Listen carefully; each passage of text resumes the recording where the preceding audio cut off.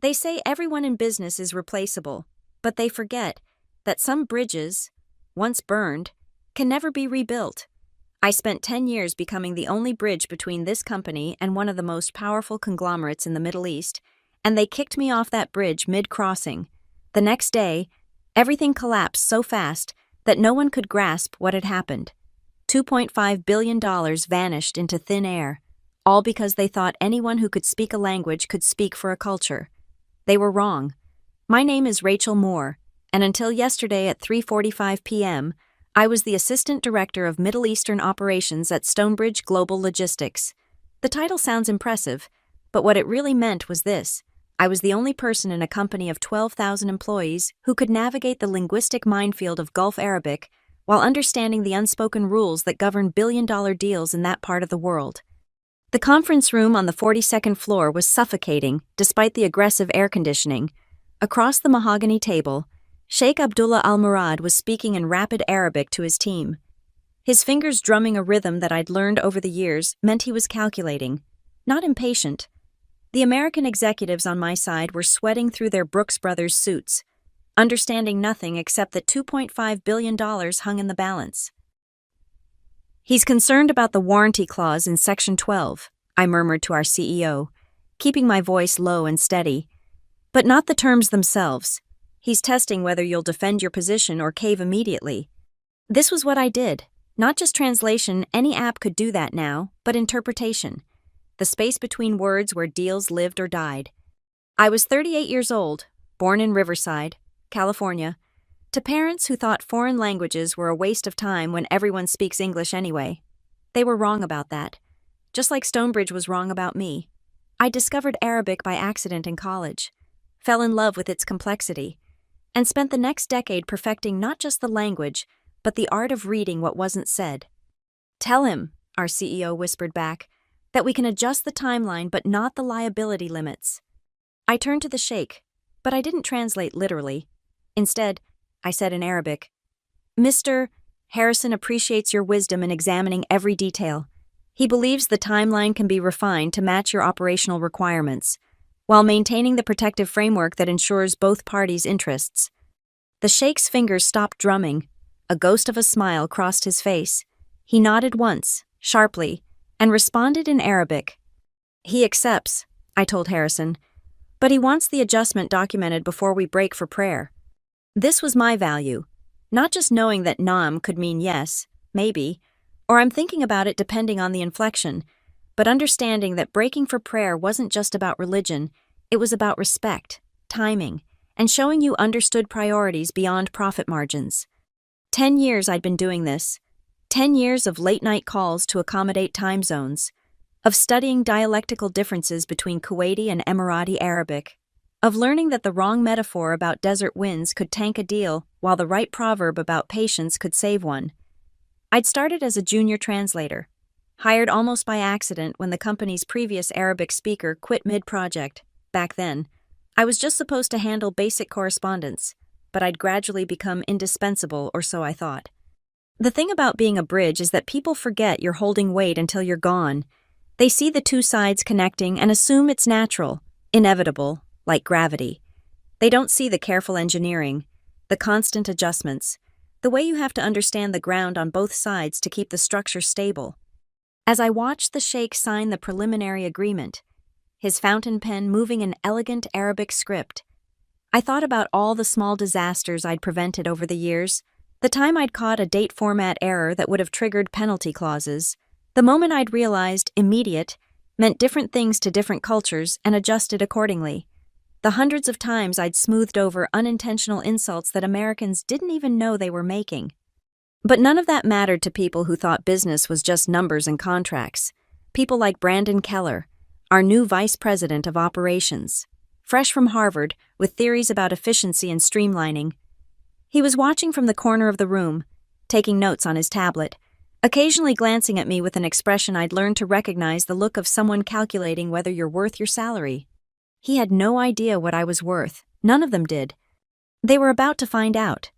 The path from nobody to irreplaceable took 10 years, but I remember exactly where it started: a cramped cubicle on the 7th floor, translating shipping manifests at 11:30 p.m., because that's when the Kuwait office opened.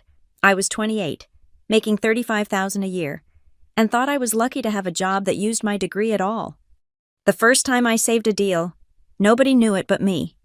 An email came through marked urgent, a complaint from a Saudi partner about a shipment delay. The previous translator would have converted it word for word. "We are extremely disappointed and considering termination," but I caught something in the phrasing, a formal construction that suggested ceremony rather than threat. I translated it as, "Our concern requires your immediate attention to preserve our valuable partnership." The response I helped craft, apologetic but not groveling. Solution-focused but acknowledging their importance, kept a $3 million contract alive. That was when I learned the difference between translation and interpretation. Words are just vessels. Meaning is cargo, and culture determines how it's packaged. Slowly, I got pulled into bigger conversations. First, it was just sitting in on calls at 2 a.m., whispering translations to executives who couldn't be bothered to learn even basic Arabic greetings. Then I started preparing briefing documents, not just on what was being said, but what was meant. I explained why a meeting couldn't be scheduled during Ramadan, why gifts should be given with the right hand, why saying no directly was considered rude, and how to recognize a polite deflection. The promotion to assistant director came after the Damascus incident. We were negotiating a logistics hub partnership, and the Syrian representative kept using a phrase our CEO thought meant, "agreed in principle." I recognized it as a classical Arabic expression that actually meant, "This requires more consideration from higher authorities." I intervened just before our CEO was about to announce the deal to shareholders. That save alone was worth $40 million in prevented losses from a deal that would never have materialized. But the real art wasn't in the grand saves, it was in the accumulated trust. Sheikh Al-Murad, for instance, the first time we'd met, 5 years ago. I'd noticed him pause when I'd used a Bedouin proverb about patience in negotiations. Later, his assistant told me the Sheikh's grandfather had been Bedouin, and that small recognition had marked me as someone who understood not just language but heritage. Over the years, I became the constant in a world of revolving executives. CEOs changed, strategies shifted, but I remained, building relationships. One carefully chosen word at a time. I knew whose son was studying at MIT, whose daughter had just gotten married, who observed prayers strictly and who was more flexible. I knew that Mr. Al-Rashid preferred emails in Arabic even though his English was perfect, because it showed respect. I knew that the Kuwaiti partners would never sign anything on a Thursday afternoon, and that the Qatari team always wanted documents in both Arabic and English, with the Arabic version taking precedence in disputes. This knowledge lived nowhere except in my head.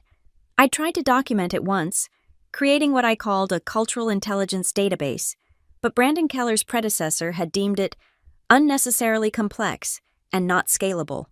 They wanted templates, standardized processes, things that could be taught in a 2-week training program. They didn't understand that 20 years of relationship building couldn't be compressed into a PowerPoint presentation. The irony was that I'd made myself too essential to promote. Why move me to senior management when I was needed in the trenches? My salary had climbed to $120,000 comfortable, but not executive level. Meanwhile, I watched 20-something MBAs get hired at twice that to optimize our Middle Eastern strategy without speaking a word of Arabic or knowing the difference between Sunni and Shia business practices. Each time they failed. I quietly cleaned up the mess. Each time I succeeded, the credit went to the team, or our robust international processes. I didn't mind, not really. I was playing a longer game, building something they couldn't see irreplaceability. Or so I thought. What I didn't account for was someone like Brandon Keller, who confused irreplaceable with expensive, who saw relationships as inefficiencies, who believed everything could be disrupted and optimized. He was about to learn that some things, once disrupted, can't be put back together. Brandon Keller arrived at Stonebridge like a hurricane in an expensive suit. Harvard MBA, class of 2019, with a resume full of transformational leadership and synergistic optimization. He was 32, with the kind of confidence that comes from never having been truly wrong about anything that mattered. His first all-hands meeting was at 9 a.m. sharp on a Monday. where he used the phrase paradigm shift 7 times and promised to make us leaner, meaner, and more scalable. I knew we were going to have problems when he scheduled his first Middle East strategy session during Friday prayers. "It's just a video call," he said when I quietly suggested rescheduling. "They can join from their phones if they need to." I explained, patiently, that our partners in Dubai considered this time sacred, that even suggesting they take a business call during Jumu'ah would be seen as deeply disrespectful. He looked at me like I was speaking a foreign language, which, in a way, I was. "Rachel, right," he said, though we'd been introduced 3 times. "I appreciate your input, but we need to stop making excuses for inefficiencies. Business is business, everywhere in the world." The call happened. 3 key partners didn't attend. The deal we'd been nurturing for 6 months cooled considerably. Brandon blamed their lack of commitment to the partnership. But the real conflict started with the Al Rashid contract. It was a standard renewal, something I'd handled 5 times before. The process was delicate, certain phrases had to be included, others avoided, and the whole thing needed to be presented by someone the Al Rashid family knew and trusted. It wasn't about the contract itself, it was about the ritual of renewal, the reaffirmation of mutual respect. Brandon called it redundant ceremonial nonsense in the leadership meeting. "We're spending 40 hours of billable time on a contract renewal that should take 2, he announced, pulling up a slide showing my hours on the project. "Rachel, I need you to streamline this. Use templates. Better yet, train someone junior to handle these routine renewals so you can focus on new business development." I tried to explain that the Al Rashid family had been with us for 15 years, that the eldest son now running the company had specifically requested I handle all communications, that the ceremonial nonsense was actually the foundation of a relationship worth $50 million annually. Brandon's response was to create a Middle East Communication Efficiency Task Force, led by his freshly hired assistant, Jessica, who thought Dubai was a country.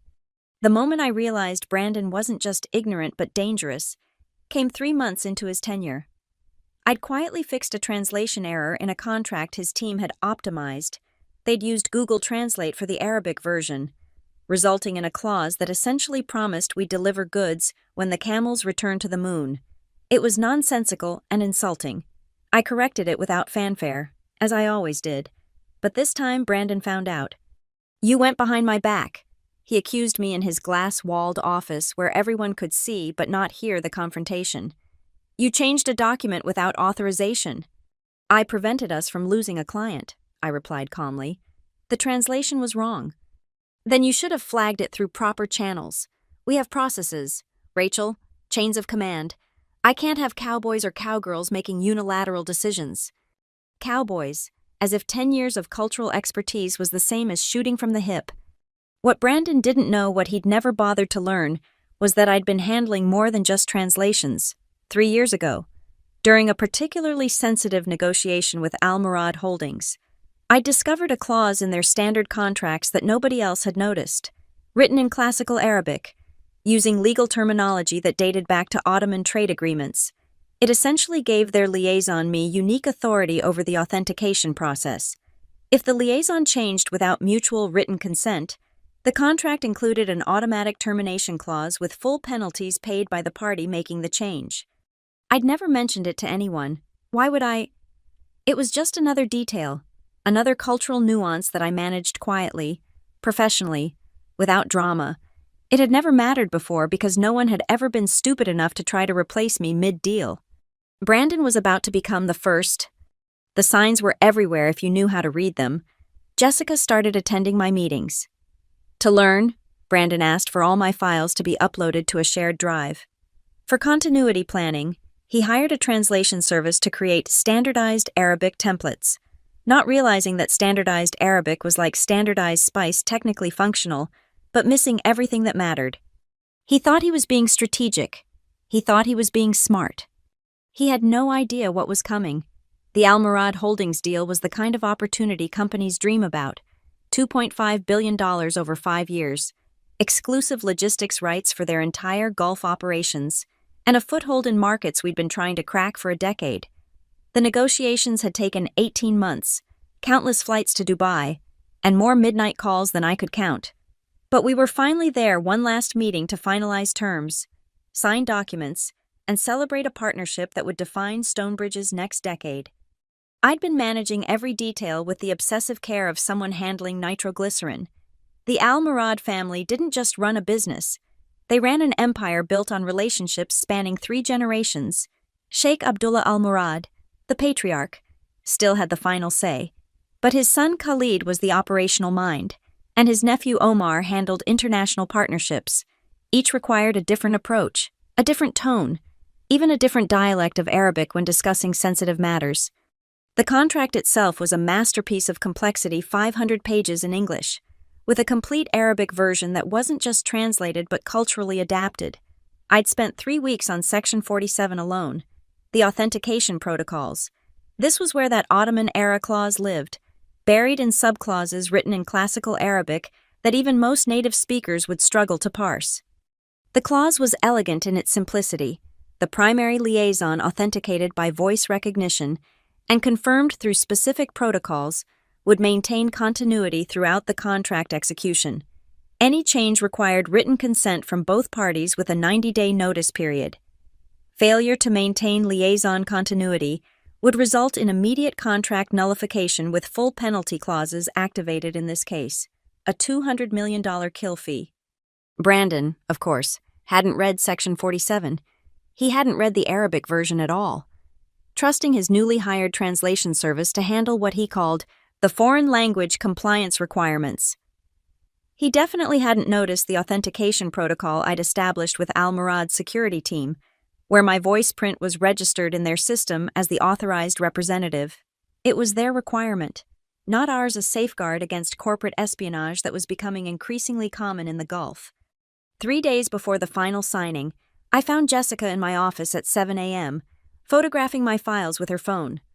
"Brandon asked me to digitize your historical documents," she said, not even embarrassed at being caught, "for the knowledge management system." I watched her photograph my handwritten notes about Sheikh Abdullah's preferences, how he liked his coffee, his feelings about various American expressions, the names of his grandchildren, information that had taken years to gather, that couldn't be reduced to data points in a system. "Make sure you get the one about his nephew's birthday," I said calmly. "Third drawer, blue folder." She looked confused but opened the drawer. While she was distracted, I quietly deleted the most critical file from my computer, the detailed breakdown of Section 47 and its implications. Let them discover that on their own. The night before the signing, I couldn't sleep. I stood at my apartment window watching the city lights, thinking about everything that had led to this moment. 10 years of my life invested in building these bridges. 10 years of being undervalued, overlooked, treated as a necessary but ultimately replaceable component in the machine of global commerce. Tomorrow, Brandon would try to push me aside in front of the very people whose trust I'd earned through a decade of careful, respectful relationship building. He had no idea that the ground beneath his feet was riddled with mines I'd planted simply by doing my job correctly. I reviewed the arrangements one last time. The signing was scheduled for 2 p.m., carefully timed to avoid prayer schedules and the afternoon heat in Dubai, where the Al Murad team would be joining virtually. The documents were prepared in both languages, with the Arabic version taking precedence as always. The authentication protocols were in place, my voice print confirmed in their system as of this morning's final check. Everything was perfect. Brandon was about to conduct a masterclass in corporate suicide, and I wouldn't have to lift a finger to help him. All I had to do was show up, do my job as professionally as always, and wait for him to light the fuse. The beautiful thing about revenge is that sometimes the best kind is simply letting someone face the consequences of their own actions. Brandon thought he was optimizing our Middle East operations.